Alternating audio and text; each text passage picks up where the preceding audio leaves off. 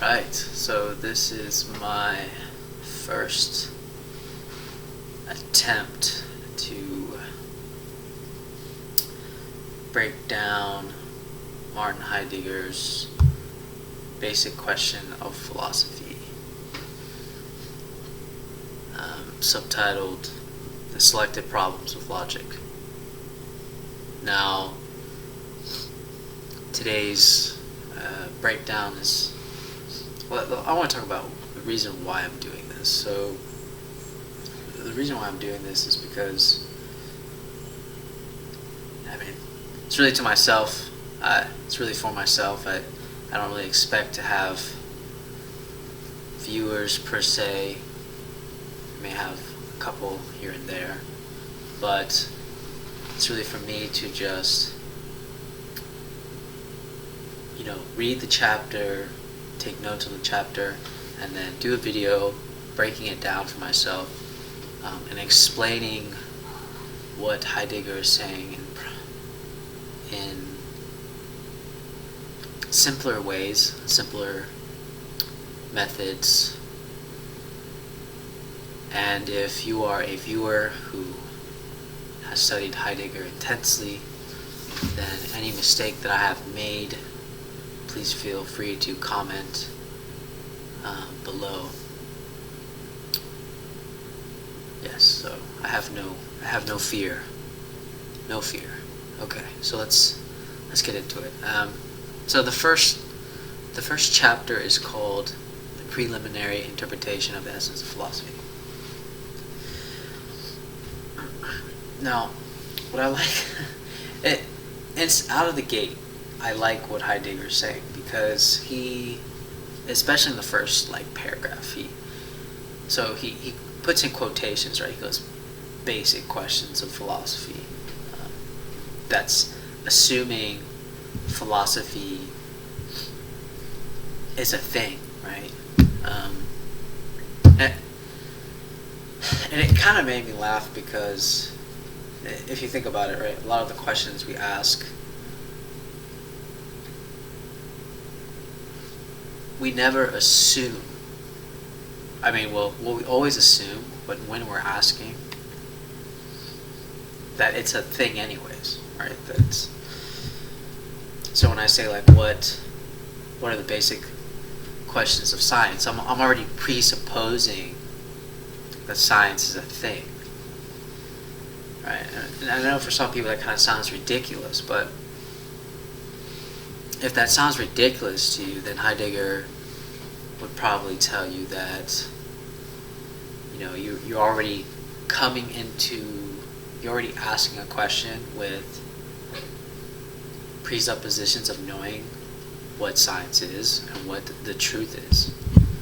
And what I like about this first section is that Heidegger is asking us to throw that away. Throw it away. Don't become so attached to what you think you know. If you want to ask what the basic questions of philosophy are, or what the basic questions of any science are, psychology, science, this is how I'm taking it, we should, rather it is the question that reveals what philosophy is, or what the sciences are.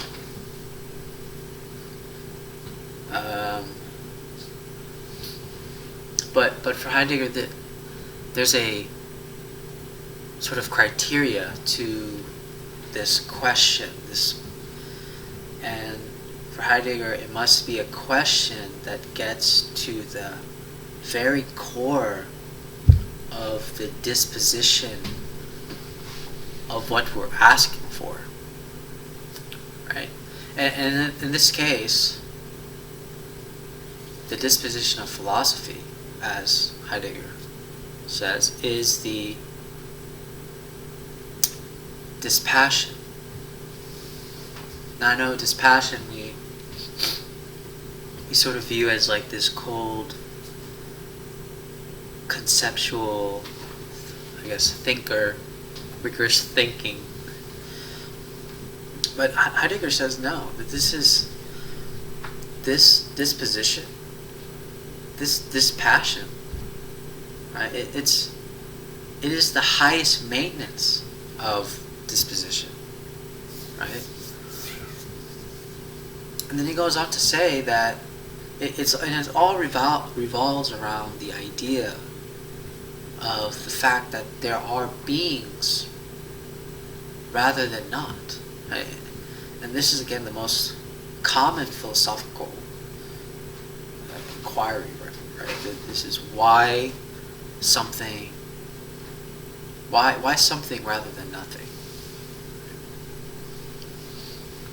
And so this position of philosophy, Heidegger breaks down, and he calls it restraint. And so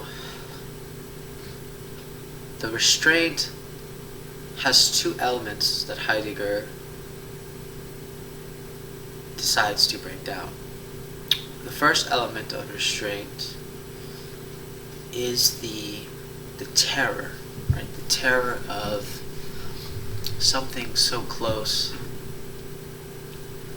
and so it's something that's so close that and he describes this as that beings are, right? And the way I've interpreted this is it seems that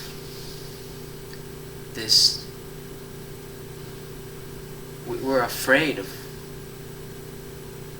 how close it is to us, right? When we ask questions such as why something rather than nothing. And of course, but we are beings. So we are being, right? And this is what I guess is so terrifying. And then the next element of this disposition is the awe. The awe of this sort of that beings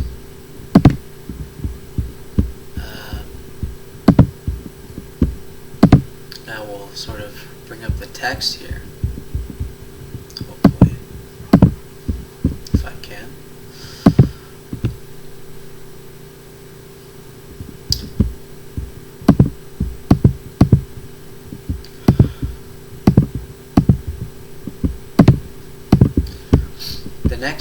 The next sort of awe is that, well, beings hold sway. That's what Heidegger points out.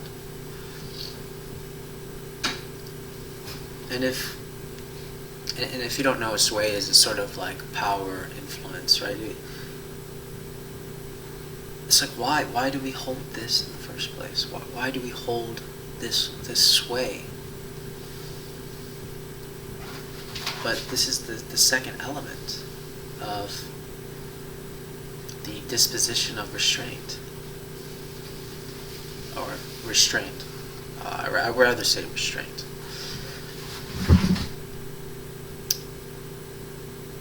But then from there, Heidegger proposes something sort of interesting, right? He says we shouldn't try to overcome this awe or this terror, right? We should simply conserve and preserve this awe, right? And I begin to understand now why he calls it restraint, because instantly when we ask why beings, right? Why something rather than nothing? Why is it that there are beings rather than not? Right? We have, it seems, this urge to answer the question, the urge to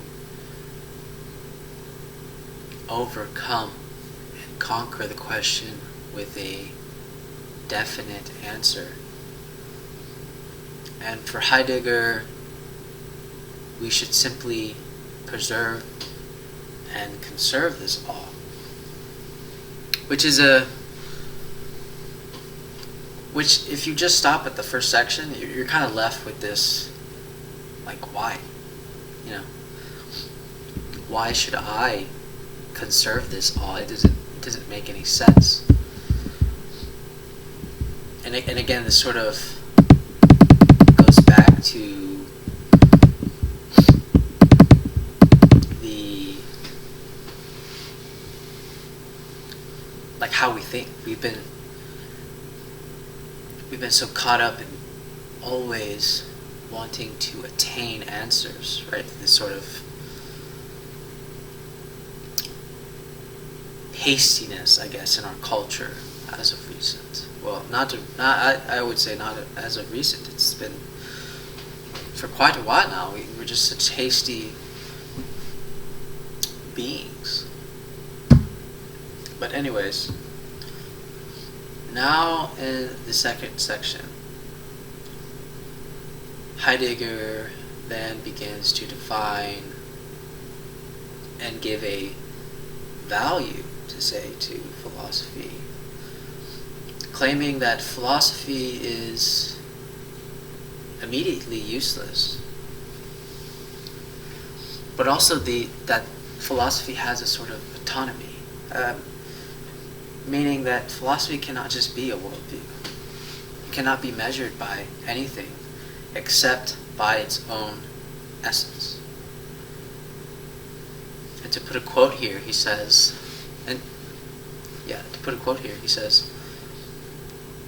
a historical people without philosophy is like an eagle without the high expanse of the radiant ether, where its flight reaches the purest soaring. I mean, to me, it's beautiful. I enjoyed it. I like when Heidegger gets a little poetic. But yeah, I mean, right there, that quote, you see that there is, even though Heidegger calls philosophy something that's immediately useless, there is no immediate usefulness, per se. But there is a significance. And so this immediate uselessness is what Heidegger calls a overestimation of philosophy. And then if we were to take, and then the other side is the underestimation of philosophy would be those that claim that philosophy is just this just obscure thing, abstract explanations of things that are already secured by our own experience, right? That's underestimating philosophy, so to speak. That's still taking your very how do I say this? That's still taking your very experiences or your knowledge as firm truths, right? And to go back to section 1, right? Heidegger calls for us to, again, don't ask, if you were to ask a question without any preconceived notions of truth. He's saying that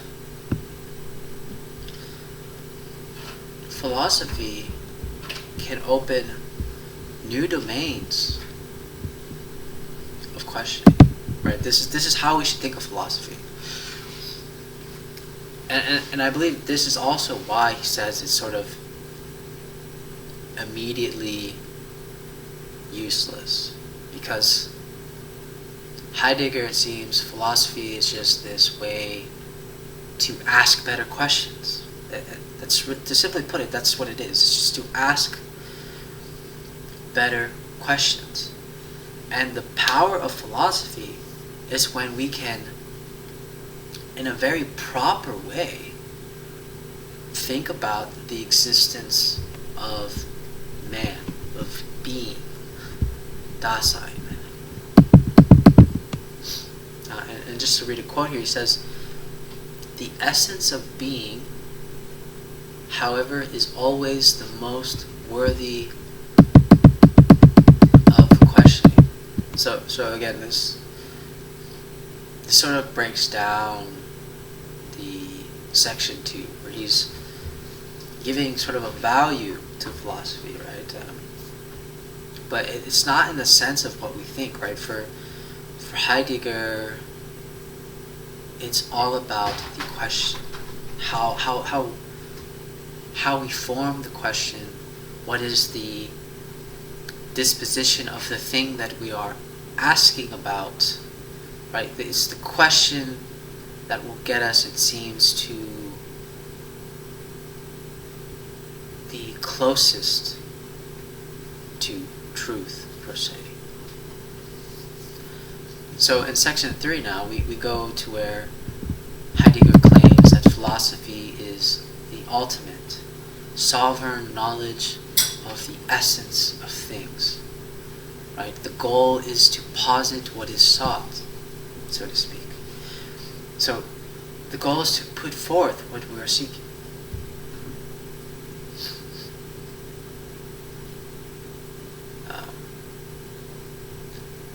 And then he says, however, once you look for it, you have already found it. Right? So, and this is, it took me a while to kind of wrap this around my small brain.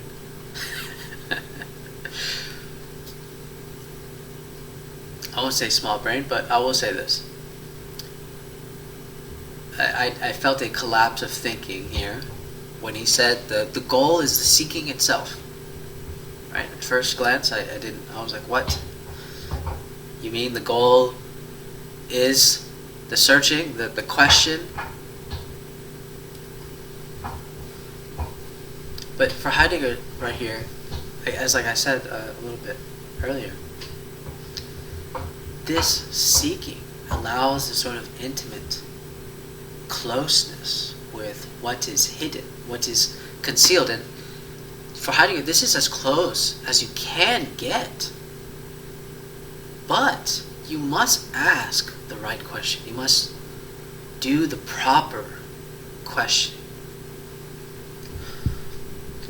For Heidegger states here that questioning counts as knowing. And that whatever answer you might find,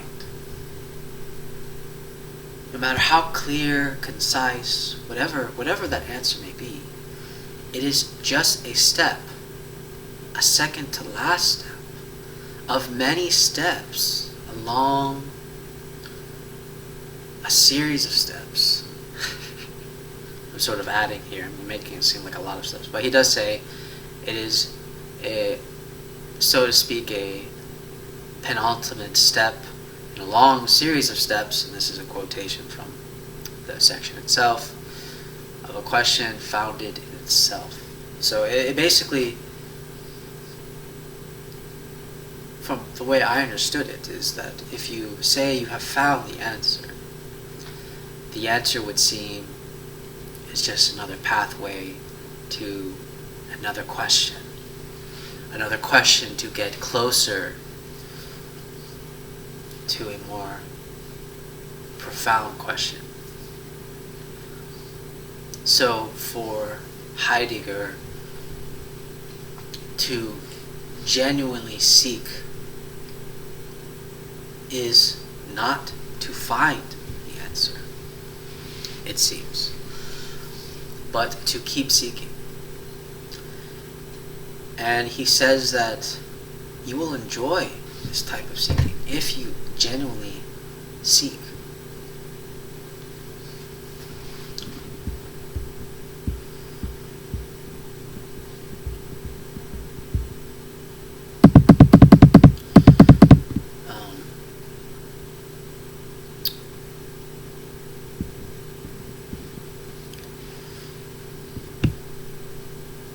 So again, he defines philosophy as being the questioning of the truth of being. And this is a quote here. questioning of the truth of being is sovereign knowledge, philosophy. That man is sort of measured, so to speak, to this seeking and the urgency in which he continues to seek. Right? So, since seeking is knowledge for Heidegger, then we must always seek. Right? We shouldn't content ourselves with an answer and simply stop seeking. Right? It's the answer again, it's just another pathway to another question, it seems, right? This sort of, I don't want to say circular thing, but it is just a pathway of many steps to get closer to the question in itself, right? And hopefully this is simple enough to understand and break down for you guys.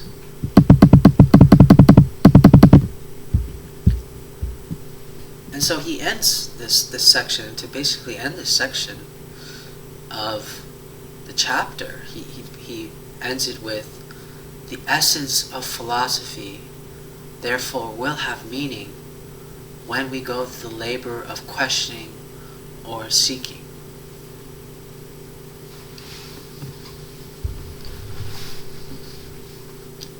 Now, so this sort of just ends our first chapter of the book.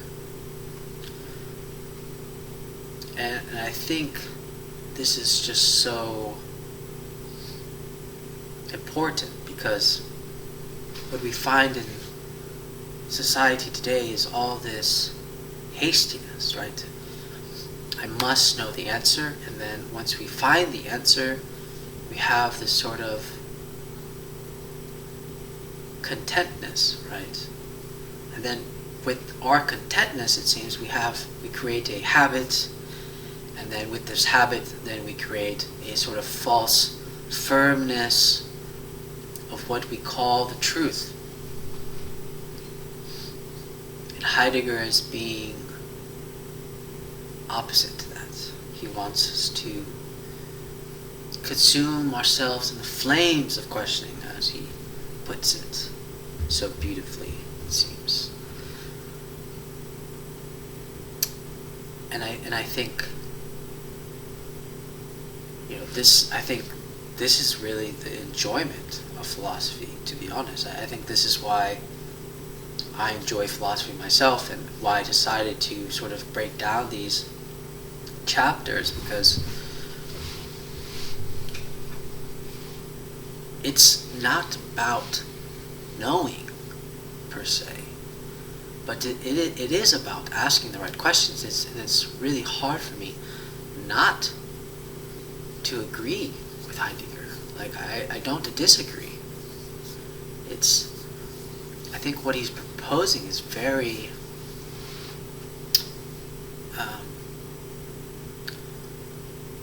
very phenomenal. It's profound, really.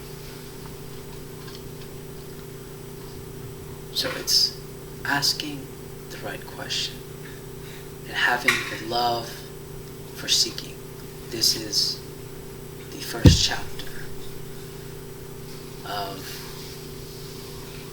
Heidegger's The Basic Questions of Philosophy and the Problem of Logic. And that I will end this summary and breakdown. If you guys felt that I should have addressed something within the chapter, if you have read the chapter, you felt that I missed something sort of important that was not said, that was very critical to this chapter, then feel free to comment and address me. I have no problems. We are all seeking together, as Heidegger would probably say. So in that case,